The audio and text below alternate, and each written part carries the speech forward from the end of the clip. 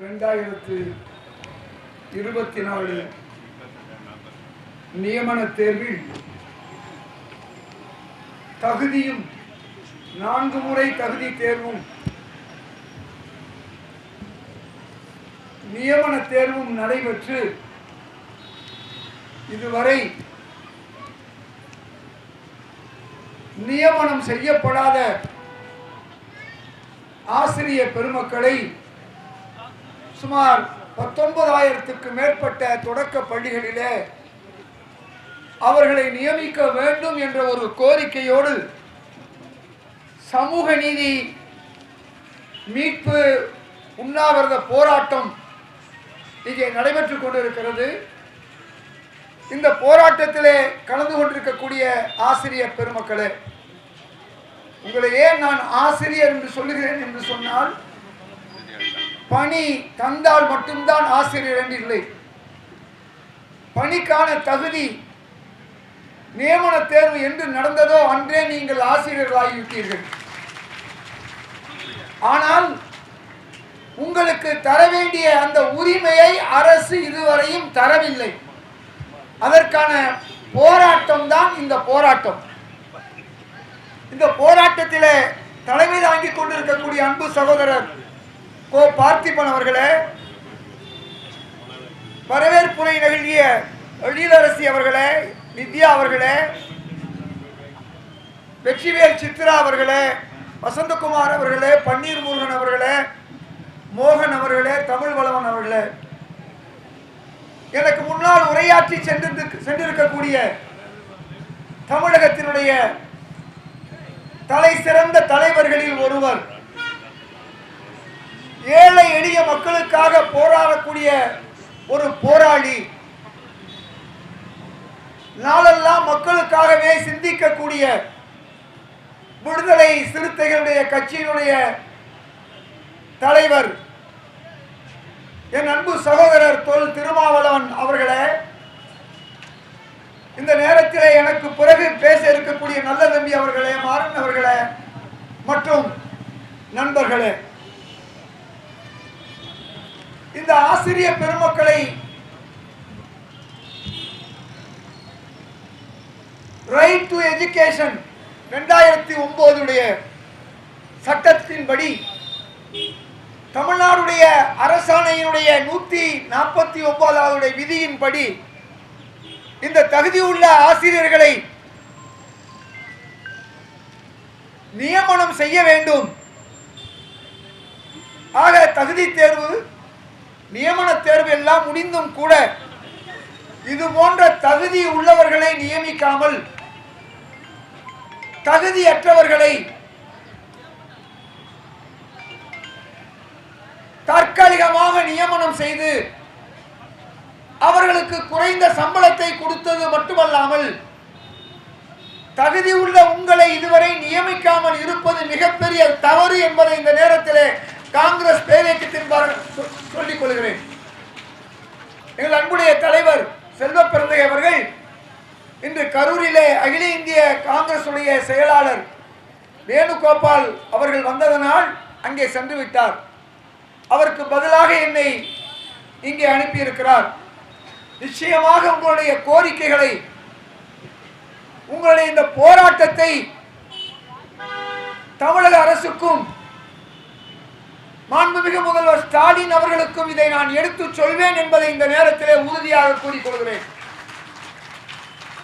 இதே இடத்திலே சில மாதங்களுக்கு முன்பு உங்களை போன்ற நீங்கள் கல்வி கற்றீர்கள், ஆசிரியர் தேர்விலும் நீங்கள் தகுதி பெற்றிருக்கிறீர்கள், நியமன தேர்விலும் தகுதி பெற்றிருக்கிறீர்கள். உங்களுக்கு அடுத்த நிலையில் இருக்கக்கூடிய டிஎன்பிஎஸ்சி குரூப் தேர்விலே ஓபிசி வயது வரம்பு என்பது பிற மாநிலங்களிலே 49 வரை இருக்கிறது. சமூக நீதி பேசாத மாநிலங்களிலே 47 49 வயது வரை இருக்கிறது. ஆனால் நம்முடைய தமிழகத்திலே தலைவர் கலைஞருடைய ஆட்சியிலே 40 வரை இருந்தது. முந்தைய ஆட்சியிலே அது 37 வெகுவாக குறைக்கப்பட்டது. அதனால் பிற்படுத்தப்பட்ட சமூகம் மிகவும் பாதிப்புக்கு உள்ளானது. அதை தொடர்ந்து கடந்த 4 ஆண்டுகளாக இந்த அரசுக்கு சொல்லி வருகிறோம். 2 வயது முறை உயர்த்தி இருக்கிறார்கள், 37+2 என்று. உங்களில் பலர் கூட நீங்கள் டிஎன்பிஎஸ்சி எழுதக்கூடியவர்களாக இருப்பீர்கள். அந்த போராட்டமும் இங்கே நடந்தது. அதே போன்று கடந்த ஆட்சி நீட்டு விலக்கு என்று 7.5 விழுக்காடு அரசு பள்ளி மாணவர்களுக்கு தந்தது. ஆனால் ஆணையம் கொடுத்த 10 விழுக்காட்டை பாண்டிச்சேரி போல் கொடுக்கவில்லை என்பதற்காகவும் இங்கே நாங்கள் போராட்டம் நடத்தி இருக்கிறோம். மீதி உள்ள 2.5 விழுக்காட்டை அரசு பள்ளிகளுக்கோ அல்லது அரசு உதவி பெறும் பள்ளிகளுக்கோ அந்த 2.5 விழுக்காட்டை வழங்கி இருந்தால் இந்த 4 ஆண்டுகளிலே 600 கிராமப்புற ஏழை எளிய மாணவர்களுக்கு எம்பிபிஎஸ் படிக்கக்கூடிய வாய்ப்பு கிடைத்திருக்கும். அதையும் இந்த அரசு பரிசீலிக்க வேண்டும் என்று தொடர்ந்து கேட்டுக் கொண்டிருக்கிறோம். இதை ஏன் நான் சொல்லுகிறேன் என்று சொன்னால், எப்பொழுதும் நமக்காக மட்டுமே போராட்டம் நடத்தி கொண்டிருக்க கூடாது. நீங்கள் என்ன நினைப்பீர்கள்? நமக்கு ஒரு ஆசிரியர் பணி கிடைத்து விட்டால் நம்முடைய வேலை முடிந்து விட்டது என்று நினைப்பீர்கள்.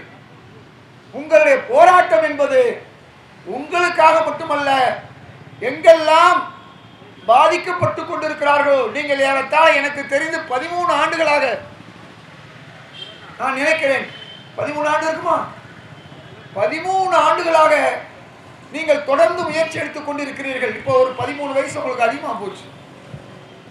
இன்னைக்கு தாய்மை அடைந்திருப்பீர்கள், குழந்தை பெற்றிருப்பீர்கள். இப்படிப்பட்ட ஒரு சூழலிலே தொடர்ந்து 13 ஆண்டுகளாக நீங்கள் போராடி வருகிறீர்கள். ஆக இந்த அரசுக்கு நான் சொல்வதெல்லாம், இன்னும் 6 மாதத்திலே தேர்தல் வர இருக்கிறது. இந்த அரசு மீண்டும் தொடர வேண்டும் என்பதிலே பெரும்பாலான மக்களுக்கு ஆர்வம் இருக்கிறது, மாற்று கருத்து இல்லை. அப்படி இந்த அரசு தொடர வேண்டும் என்று சொன்னால், இது போன்ற சிறு சிறு கோரிக்கைகளை, சில 100 கோடி ரூபாய் அரசு செலவிடக்கூடிய கோரிக்கைகளை இந்த நேரத்திலே நிறைவேற்றினால் மட்டுமே அதிகமான வாக்குகளிலே இந்த அரசு மீண்டும் ஆட்சிக்கு வரும். இந்த அரசு மீண்டும் ஆட்சிக்கு வர வேண்டும் என்ற எண்ணத்தில் தான் நாங்கள் பேசிக் கொண்டிருக்கிறோம்.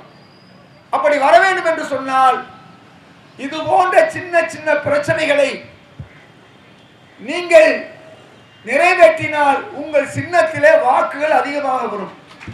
இது மக்களுடைய எண்ணமாக இருக்கிறது. ஆக தமிழக முதல்வர் அவர்களுக்கும் கல்வித்துறை அமைச்சர் எனது நண்பர் அன்பில் மகேஷ் பொய்யாமொழி அவர்களுக்கும் இந்த நேரத்திலே நான் ஒரு வேண்டுகோளை வைக்கின்றேன். இந்த ஆசிரியர் நியமனத்திலே சீனியாரிட்டி பிரகாரமாக 13 ஆண்டுகளாக தொடர்ந்து அல்லல் பட்டு கொண்டிருக்கக்கூடிய, ஆற்றா துயரில் இருக்கக்கூடிய இந்த ஆசிரியர் பெருமக்களுக்கு டிஆர்பி மூலமாகவோ அல்லது அரசு நேரடியாகவோ சீனியாரிட்டியை கணக்கில் கொண்டு இவர்களுக்கு அந்த வாய்ப்பை வழங்க வேண்டும். இன்னொரு கோரிக்கை நீங்கள் வைத்திருக்கிறீர்கள், அரசு உதவி பெறும் பள்ளிகளிலும் இந்த நியமனத்தை நீட்டிக்க வேண்டும் என்று கோரியிருக்கிறீர்கள். அதையும் இந்த நேரத்திலே நான் வலியுறுத்த கடமைப்பட்டிருக்கிறேன்.